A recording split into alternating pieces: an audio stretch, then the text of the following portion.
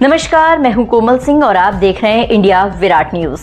आइए नजर डालते हैं इस वक्त की खास खबर पर। उत्तर प्रदेश को उन्नत प्रदेश और $1 ट्रिलियन की अर्थव्यवस्था बनाने की दिशा में मुख्यमंत्री योगी आदित्यनाथ और विश्व बैंक के अध्यक्ष अजय बंगा ने शुक्रवार को 2 महत्वाकांक्षी परियोजनाओं यूपी एग्रीज और AI प्रज्ञा का शुभारंभ किया। विश्व बैंक की वित्तीय और तकनीकी सहायता से शुरू इन परियोजनाओं का उद्देश्य कृषि उत्पादक बढ़ाने, किसानों को सशक्त बनाने और युवाओं को आर्टिफिशियल इंटेलिजेंस यानी AI में दक्ष बनाकर प्रवेश को तकनीकी हब के रूप में स्थापित करना है। सरकार की ओर से जारी प्रेस विज्ञप्ति के माध्यम से बताया गया कि यूपी एग्रीज परियोजना का लक्ष्य पूर्वांचल और बुंदेलखंड के 28 जिलों के 319 ब्लॉकों में आधुनिक कृषि तकनीकों को बढ़ावा देना है। 4000 करोड़ रुपए की इस परियोजना में विश्व बैंक ने 2737 करोड़ रुपए का ऋण स्वीकृत किया है, जिसकी वापसी 35 वर्षों में 1.23% ब्याज दर पर होगी। परियोजना से 10 लाख किसानों को प्रत्यक्ष लाभ होगा, जिससे 30% महिलाओं की भागीदारी होगी।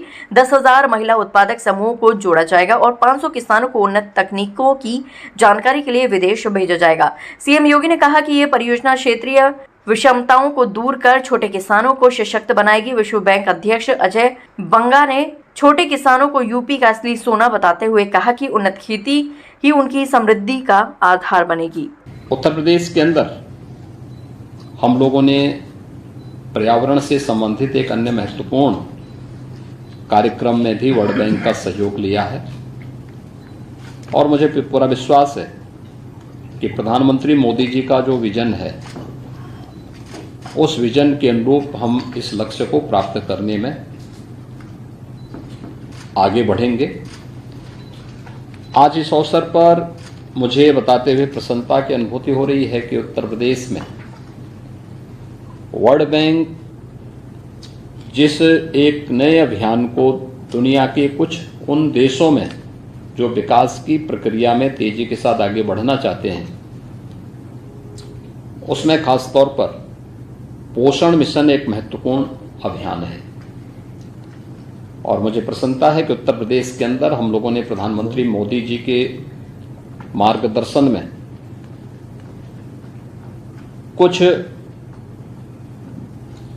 अभिनव प्रयास प्रारंभ किए हैं, जिसमें THR प्लांट भी उसका एक महत्वपूर्ण कड़ी है और मुझे प्रसन्नता है कि आज आप लखनऊ के एक THR प्लांट का स्वयं निरीक्षण करने भी जा रहे हैं।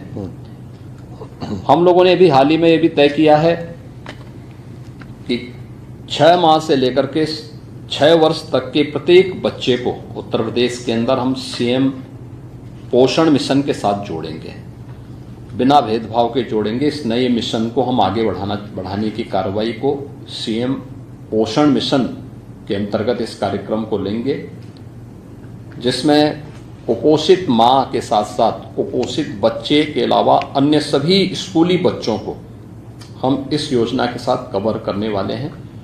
और आपने जो उदाहरण अभी मेरे सामने एग्जाम्पल इंडोनेशिया का दिया है, मैं चाहूँगा कि सचमुच हमारी एक टीम आपके मार्गदर्शन में वहाँ पर विजिट भी करें, देखें, तो हमें इस मिशन को आगे बढ़ाने में इससे मदद मिलेगी। मुझे प्रसन्नता है कि आज आपकी उपस्थिति में उत्तर प्रदेश के अंदर हम लोगों ने AI प्रज्ञा के एक नए कार्यक्रम का शुभारंभ भी किया है। AI प्रज्ञा उत्तर प्रदेश के युवाओं को, खासतौर पर 10 लाख युवाओं को आर्टिफिशियल इंटेलिजेंस में ट्रेंड करने के एक बड़े अभियान का हिस्सा है, जिसमें artificial intelligence, machine learning, data analytics and cyber security जैसे उन्नत जो तकनीकी क्षेत्र हैं, इन क्षेत्रों में उन्हें प्रशिक्षित करना और उन्हें सर्टिफिकेट की सुविधा उपलब्ध करवाने के कार्यक्रम के साथ हम इसके साथ जोड़ेंगे। यह क्षेत्र उत्तर प्रदेश के युवाओं के लिए रोजगार की अनंत संभावनाओं को आगे बढ़ाएंगे। खासतौर पर उत्तर प्रदेश जैसे राज्य के अंदर भारत के खासतौर पर अगर हम तकनीकी मानचित्र को एक बार अवलोकन करते हैं तो उत्तर प्रदेश के बारे में लोगों की धारणा आज से 1 दशक पहले तक थी कि उत्तर प्रदेश भारत के विकास का एक बैरियर है, आज हम बैरियर नहीं बल्कि भारत के विकास में एक ग्रोथ इंजन के रूप में अपनी प्रभावी भूमिका के साथ कार्य कर रहे हैं। आज के लिए बस इतना ही। ऐसी ही देश और दुनिया की तमाम छोटी बड़ी खबरों को देखने के लिए जुड़े रहिए इंडिया विराट न्यूज के साथ। नमस्कार।